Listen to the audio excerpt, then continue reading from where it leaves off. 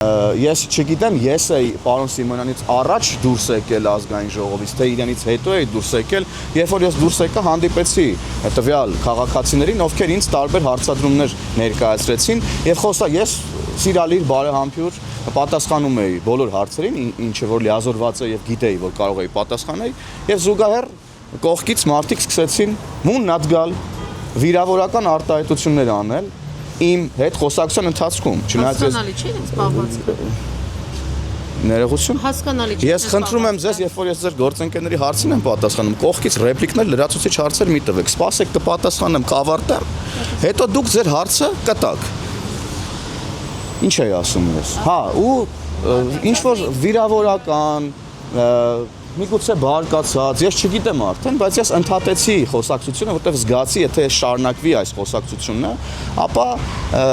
լավ իրավիճակ չի լինելու եւ մարդիկ ոչ տեղին արտահայտություններ էին անում, որոնց հիմնավորումը որևէ կերպ նրանք չէին կարող տալ։ Ես ներողություն խնդրեցի, ասեցի կներեք, ես այս բանին դադարեցնում եմ խոսակցությունը, որովհետեւ դուք էթիկապես ձեզ ճիշտ չեք պահում։ Ընդհանրապես կոռեկտության սահմաններից դուրս եք գալիս եւ հեռացա այդտեղից։ Եվ ես ենթադրում եմ, որ մի քիչ երկար մնայի, միգուցե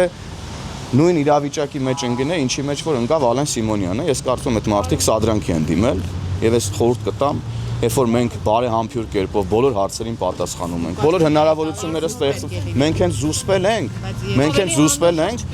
ավելի հանդուրժող պետքա լինենք, այո, եւ մենք ավելի հանդուրժող ենք։ Ես ձեզ վստահեցնում եմ, ավելի հանդուրժող ենք մենք։ Եվ պարոն Սիմոնյանը մանրամասն խոսել է դրա մասին, արդեն անդրադարձել է դրան, ես պարոն Սիմոնյանի ասացին ավելացնելու բան չունեմ։ Նշեցիք, որ քեշ թափանցիկ են Բայց ձեր գործընկերուին հարցում էր ոնց որ։ Բայց ես հարց չեք բերել։ Լավ, լսում եմ ձեզ։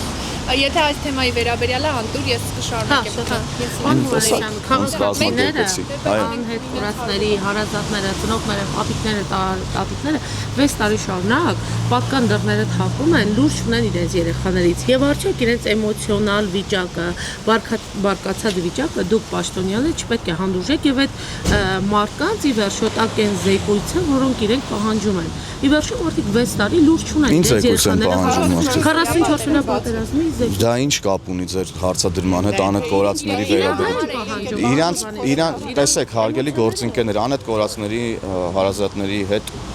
մշտական կապ կա եւ նրանց հետ մշտական աշխատանք է իրականացվում։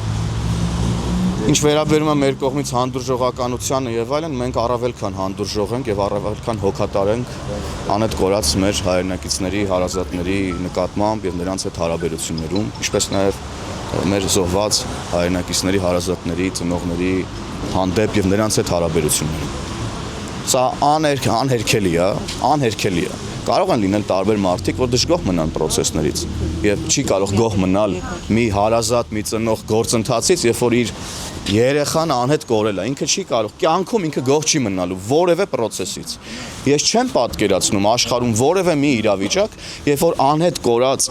երեխային գտնելուց բացի որևէ այլ բան ասեն ծնողին, ինքը գոհ մնա։ Չի կարող նման բան տեղի ունենալ աշխարհի վրա։ Եվ խորը ցավով ենք մենք սա արձանագրում, բայց ժողովուրդ ջան, մենք հասկանում ենք, չէ՞ ինչա տեղի ունեցել։ Պարոն Հովհաննիսյան, Եվ մենք ամեն բան անում ենք այդ ծնողներին եւ հոգեբանական, եւ ընկերական, եւ պետական աջակցություն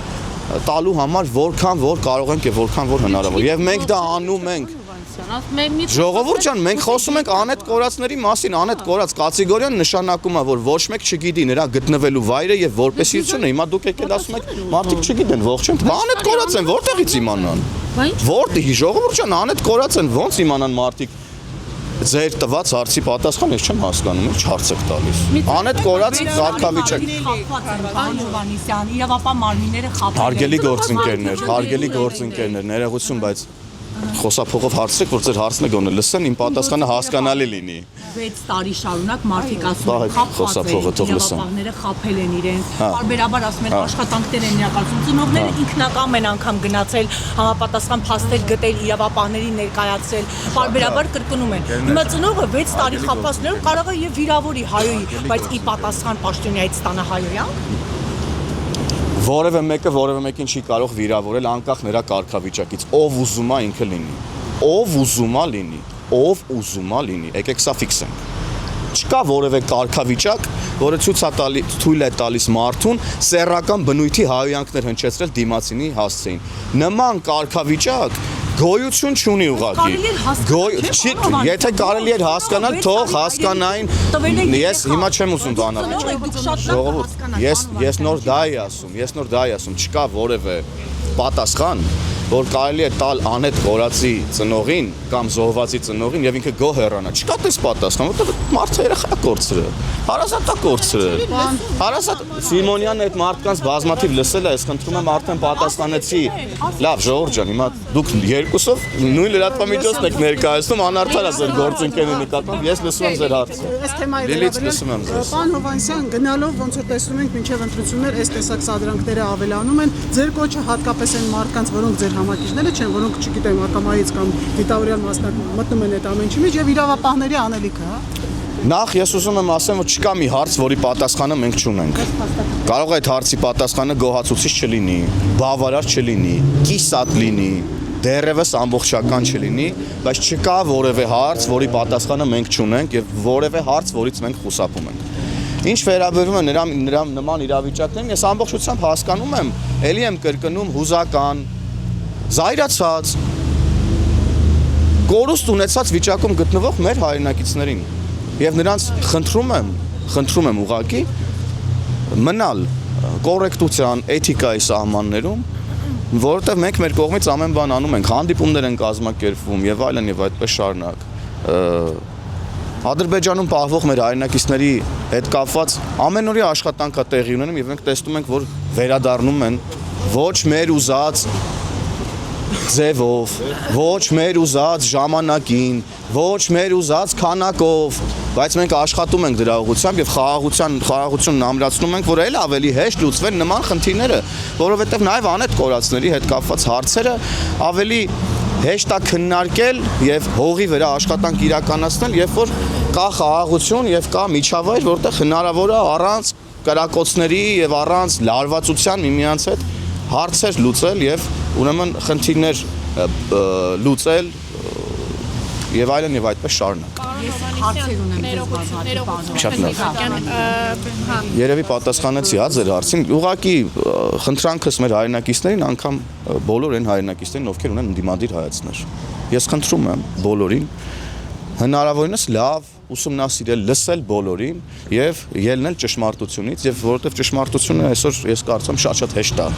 գտնել ամենատարբեր հարցերի վերաբերյալ, էլի ժողովուրդ։ Ներողություն, իրավապահները երբ որ այդ մարդկանց օրինակ հարբած մարդուն վերցնում տանում են ոստիկանության բաժին, սկսում են ձեզ մեղադրել, որ դուք ահա ռեպրեսիաներ եք անում եւ այլն, այս մասով։ Ռեպրեսիան ո՞րն է, մեր ռեպրեսիան ո՞րն է, որ Սամվել Կարապետյանն ավտոբուսը հարբած վարորդ է քշում կամ տարբեր տեղերում արգելված նյութեր են միմյանց փոխանցում կամ դրա վերաբերյալ առնվազն կասկածներ կան իրավապահների մոտ, ինչ կա։ Հավանիչ տեսանյութը եւ բաժանորդագրվիչ նորությունները բաց չթողնելու համար։